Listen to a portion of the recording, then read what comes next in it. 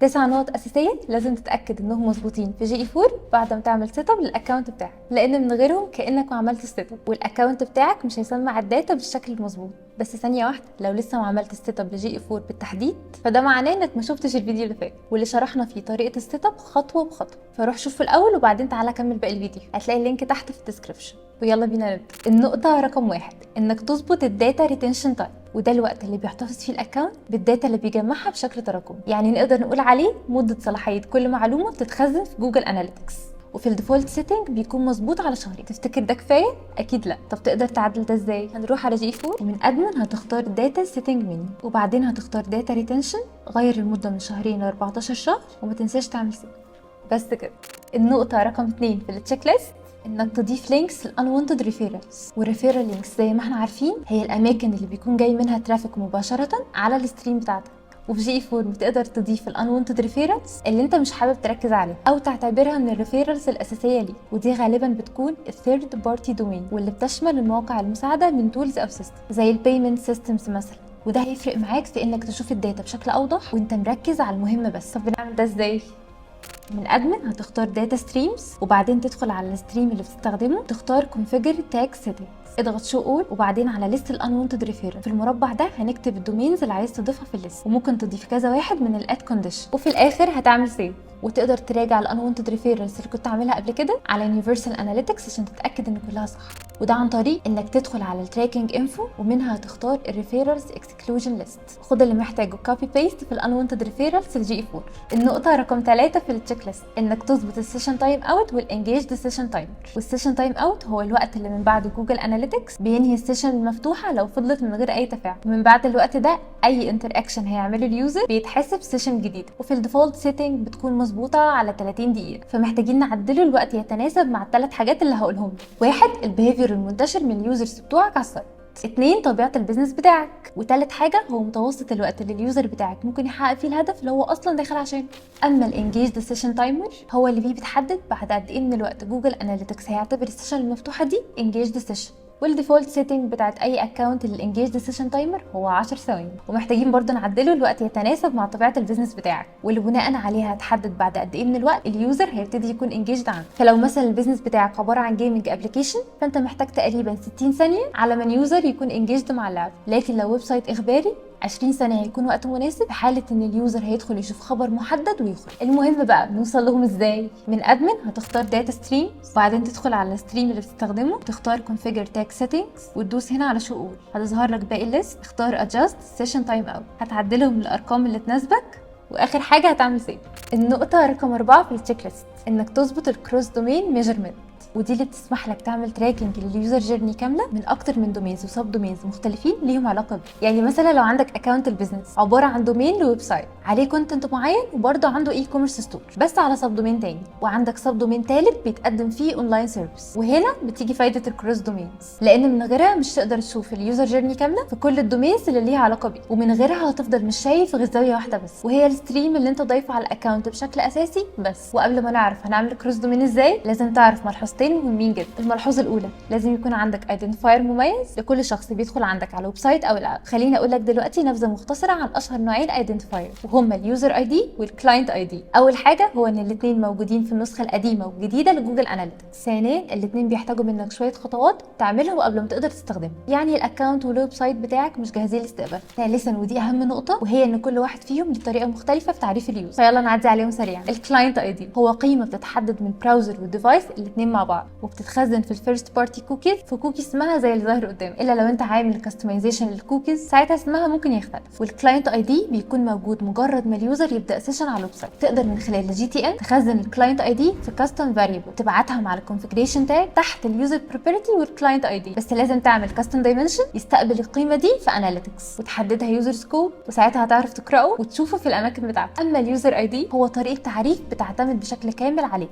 وعلى الفاليو اللي بتبعتها كيونيك ايدنتيفاير لكل يوزر، ودي انت بتعملها وبتحددها بس لما اليوزر يعمل اكونت عندك. يعني جوجل اناليتكس مش هيقدر يقراها ولا يتعرف عليها غير باليوزر عامل لوجن، وحط تحت عامل لوجن دي 100 خط علشان ده الفرق الاساسي. طب بعد اللي قلناه ده كله المفروض تعمل ايه؟ اللي المفروض تعمله انك تدي اي دي لاي حد بيسجل اكونت عندك، ومهم تعرف ان ممنوع تبعت فيه اي بيانات شخصيه لليوزر زي اسمه وعنوانه او ايميله. وبعدين هتبعته من خلال GTL في داتا لاير فاريبل، وهتبعته مع الكونفيجريشن تاج تحت اليوزر بروبرتي. بس المهم في الحالتين انك تبعت القيم دي باساميها الصحيحه واللي جوجل اناليتكس عارف يقراها. والسيستم بتاع جوجل اناليتكس بيقدر يتعرف على اليوزر من خلال اي طريقه من الاثنين دول، واللي هم الكلاينت اي دي واليوزر اي دي، وبيتراك كل الانتر اكشنز والاكتيفيتيز اللي اليوزر بيعملها، وساعتها هتقدر تشوف الداتا بتاعت اليوزر بشكل اعمق. خلي بالك الاي دي في الموبايل ابس هو الاب انستنس اي دي، وهتحتاج مساعده الديفلوبر علشان تستقبل القيم بتاعته على اناليتكس مظبوط. نرجع تاني، قلنا اللي فيه ملحوظتين مهمين، واولهم ان لازم يكون عندك ايدنتيفاير موبايل، وعملنا ده مع بعض وعرفنا نبذه عنه. تاني ملحوظه بقى مهمه، انك لازم تكون حاطط نفس التراكنج كود الخاص بالداتا ستريم لكل السب دومينز اللي هتضيفها. وتعالى دلوقتي نعرف نعمل ده ازاي. هنروح على ادمن، تختار داتا ستريمز، وبعدين تدخل على الستريم اللي بتستخدمه وتختار كونفيجر تاج سيتنج، وهتدوس على كونفيجر يور دومينز. وبمجرد ما تدوس على اد كونديشن هيظهر اماكن تضيف فيها الدومين، وممكن تضيف كذا واحد من الاد كونديشن. وفي الاخر ما تنساش تعمل سيف.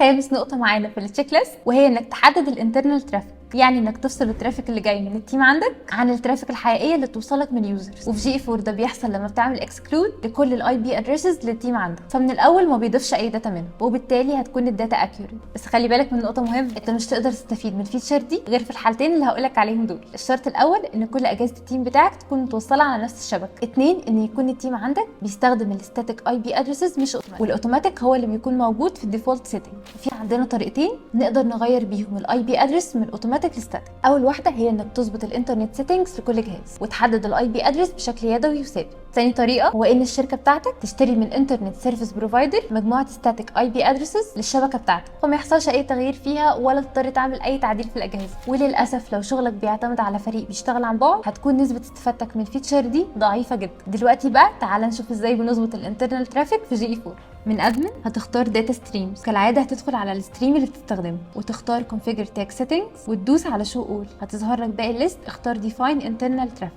بعدها هتدوس على كرييت، هيفتح لك كونفيجريشن سكرين هتبدا تضيف فيها الاي بي ادريسز، وممكن تضيف كذا واحد من الاد كونديشن. وبعد ما تخلص دوس على كرييت. وهنا عندي توضيح بسيط، اللي انت بتعمله في الخطوه دي مش انك بتمنعه نهائي من انه يستقبل داتا من اليوزرز دول، لكن هو هنا بيبعت مع بارامتر اسمه ترافيك تايب بيتبعت اوتوماتيك مع كل يوزر قيمه بتساوي انترنال، ومنها بيقدر يستثنى في حساباته اي قيمه بتوصل له من اليوزر ده. ومش بس بيقف عند الخطوه دي عشان يشتغل بشكل كامل، انت بتعمل ده عشان يستقبله فلتر موجود اوتوماتيك في اي جي اي 4 بروبرتي بتتعمل اسمه انترنال ترافيك، وبيحتاج منك خطوات زياده عشان تشغله هقولها لك دلوقتي خطوه بخطوه. هتروح على الادمن وتضغط على داتا سيتنجز منيو، هتختار داتا فلترز، وهتلاقي اول فلتر موجود هو الانترنال ترافيك، والفلتر ستيت بتاعته هي تيستنج. هتدوس عليه ومن السيتنجز بتاعته هتغير الفلتر ستيت لاكتف، وبعدين نضغط سيت. انت دلوقتي المفترض ان انت عرفت يعني ايه داتا فلتر وازاي بتتشغل في العادي وبنوصل لها منين في جي 4. وما تقلقش قدامنا 4 نقط بس في التشيك ليست، وبعدهم هتعتبر الاكونت بتاعك جاهز للشغل. سادس نقطه معانا في التشيك ليست وهي انك تراجع الانهانسد ميجرمنت ايفنتس، ودي عباره عن مجموعه من الايفنتس بمجرد تشغيلها هيتم تجميعها على طول بالبارامترز بتاعتها، والمميز فيها ان هي بتجمع لك اغلب الاكشنز المتكرره والمشهوره من اليوزر. وعشان توصل لها بتروح على الداتا ستريم اللي شغال عليها، هتلاقيها اول حاجه ظاهره، دوس على السيتنجز بتاعتها، اتاكد ان كل الايفنتس اللي شغاله انت محتاجها. ولو عندك سايت سيرش اتاكد انك ضفت كل السيرش كويريز بتاعتك من الادفانسد سيتنجز لايفنت السايت سيرش من هنا. ودي فرصه كويسه نتكلم شويه عن السيرش كويريز، واللي تعتبر عنصر مهم جدا لو انت بتوفر للمستخدمين انهم يعملوا بحث عنك في الويب سايت. فلما اي حد يكتب جمله او كلمه او جزء من كلمه وبيعمل عليها بحث ويدوس انتر عشان تطلع النتائج، بعدها بيبدا الويب سايت يبعت الكلمه لليوزر دخلها في كويري بالشكل ده في اليو ار ال، وهي دي اللي بنسميها السيرش كويري، واللي المفروض تضيفها في الخطوه اللي لسه قايلها زي ما واضح قدامك. واخر حاجه طبعا ما تنساش تتاكد انك عملت سيف من هنا، وان الانهانسد ميجرمنت ايفنتس شغاله في الداتا ستريم.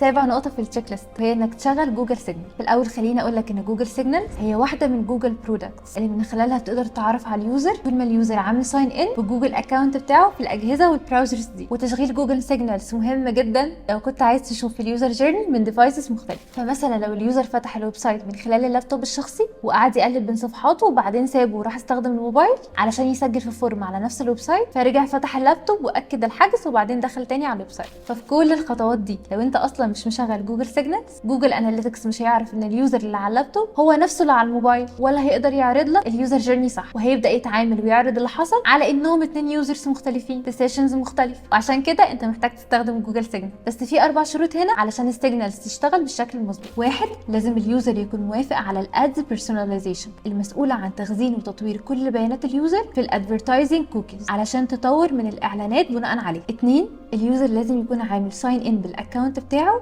في كل مره هيتعامل فيها مع الويب سايت. 3 اتاكد انك عامل سيت اب ليوزر ايدنتيفاير واحد على الاقل، يعني واحد من الاثنين ايدنتيفايرز اللي لسه متكلمين عليهم، سواء كان اليوزر اي دي او الكلاينت اي دي. رابع شرط عندنا وهي انك علشان تقدر تشوف الداتا اللي جايه من خلال جوجل سيجنال في الريبورت لازم يكون متوسط اليوزرز في اليوم الواحد للبروبرتي الواحده هو 500 يوزر يوميا خلال الشهر. وقبل ما نقول بنشغل جوجل سيجنالز منين، هنتهز الفرصه دي عشان اوضح مفهوم مهم جدا عن الفيتشر دي. دور جوجل سيجنالز مش بس محصور في الكروس ديفايسز تراكنج، هو كمان في جوجل اناليتكس بيشارك في الحاجات دي. اول حاجه هو انه بيبعت لجوجل اناليتكس بيانات اليوزر اللي سامح لجوجل اكونت انه يشاركها عنده، وتاني حاجه اللي من خلالها بنقدر نستفيد من الكروس بلاتفورم ريبورتنج. والمقصود ببلاتفورم هنا هي انواع البراوزرز اللي ممكن اليوزر يستخدمها، واللي اكيد لازم كلها تدعم التسجيل بجوجل اكونت. ثالث حاجه انتاج الريماركتنج اودينسز ومشاركتها مع الادفرتايزنج اكونتس المرتبطه بالاكونت وتطوير الاعلانات. رابع حاجه ودي بتوفر لك رؤيه اكبر للادفرتايزنج ريبورتنج، لان جوجل اناليتكس هيبقى معتمد من خلالها على حاجتين تانيين وهما جوجل سيجنالز داتا وجوجل ادفرتايزنج كوكيز. واخر حاجه بتعملها جوجل سيجنالز انها بتوفر معلومات اكتر